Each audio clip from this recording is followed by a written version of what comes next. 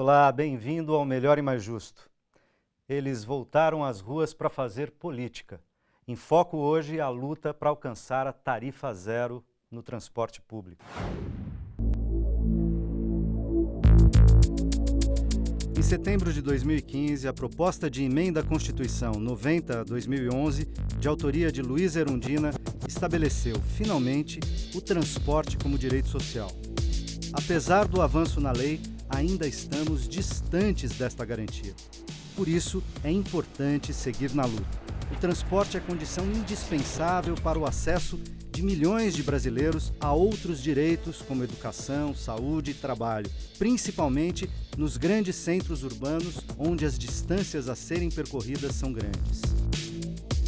Desde o início do ano, o aumento do valor das tarifas de ônibus, metrô e trens em algumas capitais fez ressurgir as manifestações do movimento Passe Livre. Não se trata apenas do questionamento do valor do bilhete. O MPL defende a reformulação do sistema de transporte público e uma tributação mais justa para alcançar a tarifa zero. Seria possível? Esse é o debate que começa agora no Melhor e Mais Justo. E para falar sobre esse assunto, convidamos Lúcio Gregório, engenheiro, ex-secretário de Transportes da cidade de São Paulo, e Esther Solano, socióloga da Universidade Federal de São Paulo. Bem-vindos. Obrigado. Muito obrigada. Discutir os aspectos que envolvem a mobilidade nos grandes centros urbanos é pensar em formas de promover cidadania, de garantir o direito à cidade e o de ir e vir de forma igualitária para todos. Das reivindicações dos movimentos, sobretudo o MPL, mas há outros movimentos sociais que engrossam a fileira da luta pela tarifa zero e pelo transporte nas cidades, nas capitais sobretudo, em São Paulo especialmente, quais dessas reivindicações são efetivamente viáveis? Viáveis no sentido de o governo estadual, nos trens e metrô, e o governo municipal, no transporte viário de ônibus, né, podem efetivamente fazer em termos de ir na direção da tarifa zero. Eu vou começar com o Lúcio, sendo aqui, desconsiderando a educação de começar com as damas, mas como o Lúcio é o nosso especialista em transporte, o que é viável na pauta de reivindicações do MPL e de outros grupos que estão também reivindicando a tarifa zero? Eu faria uma dupla consideração, né? A palavra viável, eu entendo a ideia que está por trás, mas ela é uma palavra perigosa, né? Porque atrás do viável está o inviável, né? E como nós estamos discutindo uma questão que é eminentemente política, como sabemos todos, o inviável é a palavra que não existe teoricamente em política. A política é justamente tornar viável o inviável, né?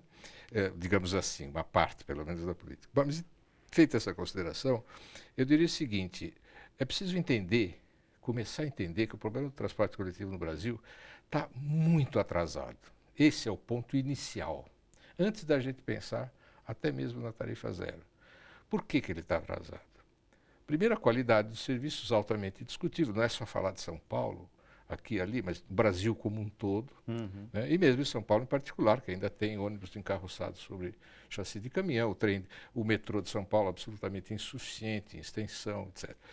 Mas, além disso, o transporte coletivo urbano no Brasil é caro no sentido estrito da palavra.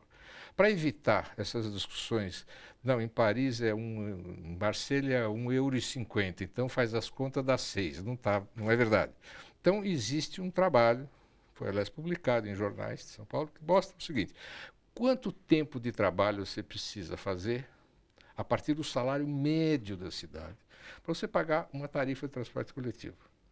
Paris, Pequim, 4 minutos e meio. Buenos Aires, 2 minutos e meio. São Paulo, Rio de Janeiro, 13 minutos e meio. O que significa isso? Se tivéssemos nos padrões de Paris-Pequim, para dar um exemplo, a tarifa de ônibus de São Paulo, depois do reajuste junto com o metrô, seria R$ 1,27. É uma diferença brutal. E se fosse uma tarifa argentina, não é? Teríamos uma tarifa de 85 centavos, tarifa de ônibus e metrô de São Paulo. Então, a discussão começa aí. Agora, é o tal negócio, a tarifa tem uma característica. Se você vai diminuindo ela, você chega que é o desejável, né? Você vai chegando numa tarifinha. Dependendo da tarifinha, cobrar a tarifinha é uma insensatez, porque é mais caro toda a custa operação para tanto cobrar. você controlar isso aí, que chega uma hora que é melhor parar de uma vez. Então, a tarifa zero pode ser olhada por este ângulo, ou seja, ela é um objetivo que começa de um forte subsídio da tarifa. Agora, há uma transformação que a gente poderia dizer quase que um princípio dialético, exagerando as palavras, que é a transformação da quantidade em qualidade, né? Uma coisa é uma tarifinha, outra coisa é nenhuma tarifa, porque isso muda o comportamento do usuário em relação ao deslocamento. Eu digo isso alegremente porque eu sou tarifa zero, né? Por circunstâncias aí da legalidade etárias, né? Eu sou tarifa zero. A sua cabeça muda. A forma de você organizar seu deslocamento muda. Os seus tempos que você reserva para fazer as coisas, os circuitos que você faz, os horários, ficam completamente de outra maneira na sua cabeça. Isso significa que a tarifa zero tem uma mudança de qualidade. E quando me perguntam o que ela muda, eu respondo, ela muda tudo. Literalmente tudo. Hábitos, costumes, acessos, a subjetividade do deslocamento e fora, claro, sem dúvida, você acaba com esse seccionamento da vida das pessoas. Como é que é hoje? O senhor é estudante, você é estudante de ter uma renda XYZ e mora no mínimo a X quilômetros da onde você estuda. Então você tem direito à gratuidade de passe livre, porém, quantos dias você vai na escola? 5. Então, 2 dias, 10 passe livre. 11, não. Vai ao cinema, não tem mais passe livre. O senhor é mais de 60 anos, tem passe livre. O senhor é manquinho, tem. A senhora é cega, pode. Fica uma sociedade de pedacinhos, né? Então, acho que tem esse outro aspecto também importante na tarifa zero. E colocando a externa conversa, de certa maneira, isso que o Lúcio está dizendo, de atribuir gratuidade, atribuir passe livre para alguns segmentos da sociedade, né, configurou de alguma forma um certo avanço, embora não enfrente a lógica, essa estrutura que você tinha dito, mas significou um certo avanço em termos de cidadania para setores, digamos, mais vulneráveis da sociedade, como os mais idosos, que o limite era 65, caiu para 60 na cidade de São Paulo, os desempregados, parcela dos estudantes de baixa renda, não são todos estudantes, e apenas para estudar, não para o lazer, para a cultura, etc. Quer dizer, então há limitações, mas isso configura uma certa ação do poder público, no caso municipal, nessa direção. Como é que você vê, na condição de sociólogo, inclusive, essa situação da luta pelo transporte público e essa coisa de eventualmente avançar nos direitos para certos segmentos mais vulneráveis e não para a totalidade da população? Eu concordo que, de fato, isso configura um avanço social em termos de qualidade de vida no município. Mas tem uma coisa importante, eu acho que além da discussão técnica, da viabilidade orçamentária, etc., da tarifa zero, para mim, talvez a conquista maior do MPL tem sido pautar a ideia de que o transporte é um direito universal e deve ser um direito humano, social. Nós moramos numa cidade que é desumana, muitas vezes, né? Num país que, infelizmente, não dá conta, muitas vezes, dos direitos sociais dos cidadãos. Então, acho que é fundamental discutir que o transporte não é um luxo, o transporte é um direito adquirido que cada cidadão tem, e, de fato, um direito fundamental e básico. É impossível numa grande cidade, falando um pouco de sociologia urbana, é impossível numa cidade ter uma população minimamente satisfeita que usufrua do espaço urbano se não tem um transporte de qualidade, né?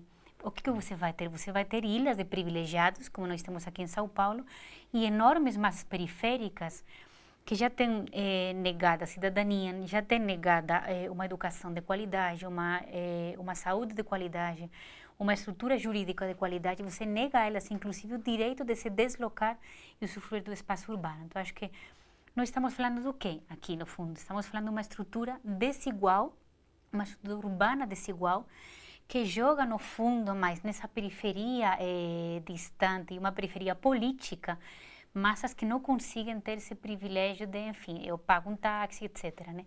Então, no fundo, estamos falando disso, de um Estado desigual e que não quer falar em termos de aumentar a igualdade dos cidadãos, e não em privilégios, e sim em direitos. Então, eu não queria e não quero, a não ser que vocês queiram, mas eu não quero fazer um debate no campo, digamos, monetário, econômico, etc. Não, mas, de todo modo, é um debate político, porque esse tem sido né? um argumento político de dizer, olha, mesmo aqueles que aparentemente são mais simpáticos à tarifa zero, mas que dizem, o tamanho do subsídio hoje não é possível, etc. Tem sido uma posição do prefeito de São Paulo. Sim. Dizer, eu já coloco 800 milhões ano, pouco mais do que isso, nos subsídios para garantir gratuidade, acessibilidade para os segmentos mais vulneráveis. Não tenho mais orçamento para fazer isso. Sim. Então, esse é um argumento.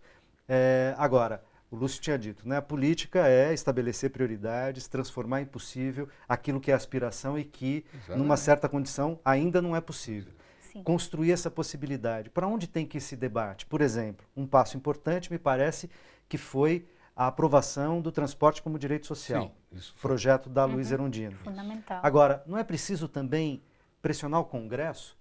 Pressionar para, por exemplo, mudar a lei orgânica dos estados e municípios e estabelecer padrões de financiamento, caminhos de financiamento? Quais são os caminhos da tributação?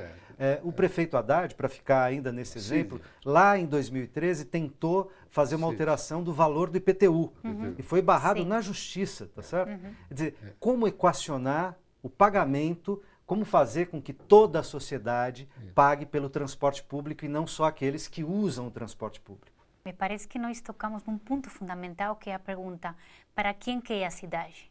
Para quem que nós imaginamos a cidade? Hoje em dia, a cidade brasileira, fundamentalmente, é para aquela pessoa que é privilegiada em termos econômicos. Para mim, isso fica claríssimo. Nós temos cidades de muros, de guetos, de ilhas sociais. Então, até que o poder público realmente não responda essa pergunta de uma forma muito mais democrática, a cidade é para todos e todos nós temos o direito de escolher a cidade, não vai mudar nada, né? Então, isso é fundamental, né? Questão absolutamente nem orçamentária, simplesmente, nem de planilha, questão de vontade política de fazer acontecer, né? Quem que paga hoje imposto? Como está a estrutura do imposto pensada no Estado brasileiro? É isso aí. Para mim é uma coisa óbvia, clara, né? Você precisa democratizar tudo isso e é absolutamente evidente que aquele que é mais privilegiado em termos econômicos deve pagar mais em termos de impostos. Para quê? Para ter um Estado que seja muito mais eficiente em termos de minimamente, estou falando, nada também de uma estrutura ao estilo dos países nórdicos, de ter um Estado minimamente de repartição de riqueza, né? Porque senão o que nós estamos tendo? É isso aí. Um Brasil, em 2016, que em vez de estar cada vez mais avançado em termos sociais, está fundado numa desigualdade que é insuportável, né? Pois é, você me permite dar um exemplo concreto. Claro. Até um pouco... eu sou um brasileiro. E eu queria dizer para vocês que eu sou um brasileiro dividido ao meio. Eu vou explicar como, até um pouco ousadamente, digamos. Eu sou um aposentado do INSS com carteira de trabalho depois de 46 anos de trabalho. Okay? Ganhava pelo teto no ano de 2000, hoje correspondia a 8,5 salários mínimos, hoje eu ganho pelo mesmo teto, corresponde a 4,5 salários mínimos, porque o já aposentado não corrige na mesma proporção. Dos ativos. Do que os ativos. Nenhuma discussão, mas não importa. Essa metade daqui. A outra metade, como eu saí de São Paulo, vendi um imóvel que eu tinha em São Paulo, que eu comprei nos áureos tempos do BNH, vendi aquela casa, com esses recursos construí uma outra casa onde eu moro hoje, na cidade de Jundiaí, e sobrou um saldo. Saldo esse que eu faço aplicações financeiras a juros. Essa parte é assim. A taxa de juros aumentou. Minha metade daqui fica eufórica, satisfeita, contente e alegre. Mais uma graninha. E a de cá entra em prostração profunda. Isto é o povo brasileiro. Conflito. Porque a estrutura de impostos do Brasil é exatamente essa. Eu, aplicador de dinheiro, pago 15% exclusivamente na fonte. Eu que ganho salário, pago até 27,5% de imposto de renda. Eu que recebo dividendos e lucros da empresa que eu tenho ações, não pago imposto de renda sobre isto. Se dou sobre salário, se eu tiver 3 empregos, pago sobre os 3 e ainda tem o ajuste final de fim de ano. E mais, Não tem dinheiro, o Estado brasileiro, coitado, crise. Ano passado, com todos os ajustes, se fez uma economia de 27 bilhões de reais. Corta daqui, corta dali. E sabe quanto se gastou de juros? 500 bi. Então, essa discussão ou é levada no nível da democracia e não nos cantos das tecnocracias especializadas, dos sabedores de tudo, ou então a gente não vai caminhar. Outra, para completar, está estabelecido pela grande mídia, pela formação das pessoas de opinião, que o Brasil tem uma carga tributária das maiores do mundo. Pois bem, qual é a carga tributária líquida do Brasil? Ou seja, tudo aquilo que o Estado arrecada, menos o que ele paga de impostos, de juros, etc. Carga líquida do Brasil, 19%. Podem entrar na internet e consultar. Qual é a carga tributária líquida da Suécia, para exagerar? 33%. Da França, 26%. Então vamos começar a falar sério. Ou seja, vamos começar a falar de política. E não de contabilidade numérica desse teor aí, né? Não é Tem uma sério. coisa interessante, você falou do Congresso, por exemplo, e eu volto na mesma pergunta. A quem que representa o Congresso? O Congresso brasileiro está formado fundamentalmente por quê? Por representantes dos empresários, dos frigoríficos, do agronegócio, bancada da bala, homens brancos, claro. Então, infelizmente, eu não espero desse Congresso que legisle a favor dessas massas mais desprivilegiadas, das grandes periferias urbanas. Portanto, na minha opinião, e eu vejo isso de uma forma muito clara, a única forma de pressionar diretamente o Congresso e conseguir questões sociais como a redução da tarifa, sem dúvida nenhuma, é a luta popular nas ruas. Para mim, não existe mais espaço do que isso. Mas também dirigida naquela direção, né? Sim, O que eu fico me perguntando é que no Brasil é muito comum a gente ter como alvo, por mais que sejam alvos, estão lá para isso, inclusive, o executivo. Sim. Então é o presidente da República, são os governadores de estado, claro. São os prefeitos do Poupando município. o legislativo. O né? legislativo fica como se tanto a Câmara Verdade. Municipal, como as Assembleias Estaduais, como o Congresso Nacional. Exatamente. Então, Totalmente. quando parte dessas questões terão que ser legisladas, Todas elas. todas Todas elas, tá elas, certo? todas Quer dizer, se não elas. mexer na lei orgânica dos estados e Sim. municípios, Claro. mexendo nas atribuições, Política nas tributária. formas de financiamento, você não muda a questão tributária. A reforma tributária é fundamental, passa pelo Congresso Nacional. Mas essa discussão a gente vai ter daqui a pouquinho no segundo bloco, não sai daí.